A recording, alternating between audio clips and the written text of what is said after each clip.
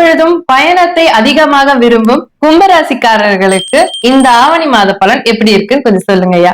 கும்பராசிக்காரங்களுக்கு இந்த ஆவணி மாசம் எப்படி இருக்கும் பாத்தீங்கன்னா, இப்ப இவ்வளவு நாள் என் குடும்பத்துக்காக வாழ்ந்தேன், இப்போ என்னுடைய விஷயத்துக்காக போகணும், என்ன மேன்மைப்படுத்திக்கணும் அப்படின்ற உணர்வு எல்லாமே இந்த கும்பராசிக்காரர் இந்த காலத்துல ஏற்படும். ஏன்னா ராகு பகவான் இருக்கிறதுனால இந்த காலத்துல மீடியா துறையில் இருக்கக்கூடியவங்களுக்கு பார்த்தீங்கன்னா மிகப்பெரிய ஒரு அதிர்ஷ்டமான விஷயங்கள். வருமானம் கொஞ்சம் எதிர்பார்த்த அளவுக்கு இருக்கும், ஆனா கொஞ்சம் விரயங்களும் ஏற்படும்.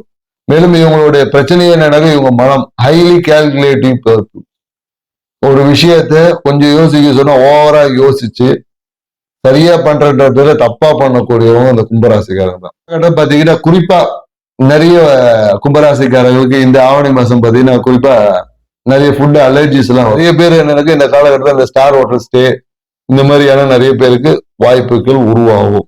நிறைய ஏதாவது ஒரு டூர் போறது, இல்ல long tour, hill station trip, so அந்த மாதிரி டூரிசம் சுற்றுலா செல்வது எல்லாமே இந்த காலகட்டத்துல கும்பராசிக்காரர்கள் ஏற்படும். கும்பராசிக்காரர்களுக்கான கோவில் பரிகாரம் என்ன சொல்றாங்கன்னா, இவங்க குரு வழிபாடு இவங்களுக்கு சிறப்பான ஒரு விஷயம்.